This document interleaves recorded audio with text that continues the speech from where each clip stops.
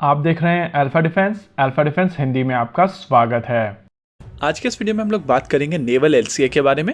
अभी तक इस एयरक्राफ्ट के 2 प्रोटोटाइप उड़ रहे थे जिनका नाम था NP-1 और NP-2, लेकिन क्योंकि भारतीय नौसेना इस एयरक्राफ्ट को अपने बेड़े में शामिल नहीं करेगी, इसी वजह से NP-3 और NP-4 नहीं बनाए गए थे। और टेस्टिंग के दौरान जो सारे चेंजेस सजेस्ट किए गए थे, उन सभी चेंजेस को कंसिडर करते हुए NP-5 डायरेक्टली बनाया गया था और आज इस एयरक्राफ्ट ने अपनी पहली उड़ान भर ली है।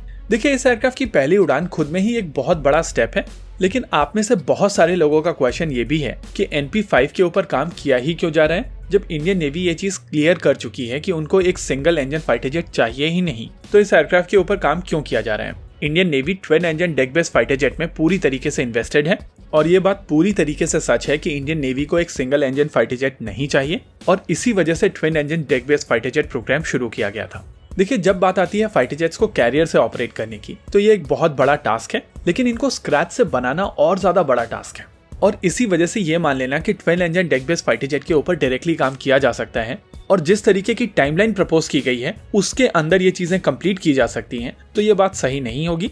देखिए, नॉर्मली एक फाइटर जेट को पूरी तरीके से डेवलप करने में 15 से 20 साल का समय लगता है और लगभग हर एक फाइटर जेट ने इस तरीके की टाइमलाइन देखी है। लेकिन भारत के केस में जो नेक्स्ट जनरेशन फाइटर जेट्स बनाए जा रहे हैं, वहां पर 10 साल से कम में फाइटर जेट को पूरी तरीके से ऑपरेशनल करने की कोशिश की जा रही है। वैसे तो यहाँ पर टाइमलाइन बहुत ज्यादा अग्रेसिव है, लेकिन उसके ऊपर अभी तक भारत में कोई भी कैरियर बॉर्न फाइटर जेट नहीं बनाया गया है और बिना एक्सपीरियंस के जब आप एक नए प्रोजेक्ट को इनिशिएट करते हैं, तो वहां आगे चलकर कुछ अननोन चीजें सामने आती हैं और उनको टैकल करना कई बार बहुत मुश्किल हो जाता है। देखिए, एलसीए तेजस ऑलरेडी एक डेवलप प्रोग्राम है और भारतीय वायुसेना इन फाइटर जेट्स को ऑलरेडी ऑपरेट कर रही है। ऐसे में इसको नेवल रिक्वायरमेंट के लिए मॉडिफाई करके बेसिक टेक्नोलॉजी प्रूव करने के लिए यूज करना कंपैरेटिवली लेस कॉस्टलियर अफेयर था और इसी वजह से इंडियन नेवी इस प्रोग्राम के साथ में आगे बढ़ती चली गई।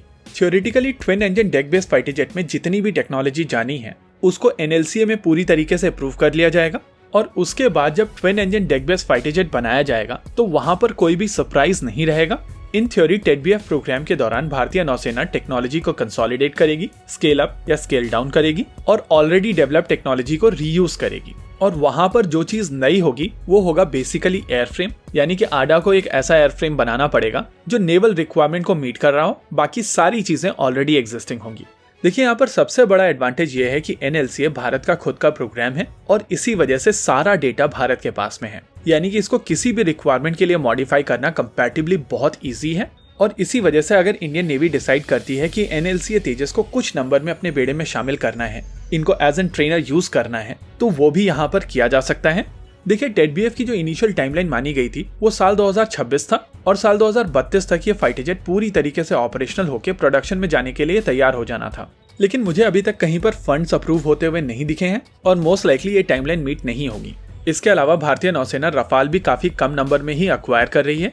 ऐसे में एक आउटसाइड चांस बनता है कि नेवल एलसीए के कुछ ऑर्डर्स किए जा सकते हैं। वैसे इनिशियल प्लान 40 यूनिट का था और अगर उस प्लान को रिटेन किया जाता है और भारतीय नौसेना कुछ 40 यूनिट इन एयरक्राफ्ट के ऑर्डर करती है, तो यहाँ पर भारतीय नौसेना को एक अच्छा खासा ब्रीदर मिल जाएगा।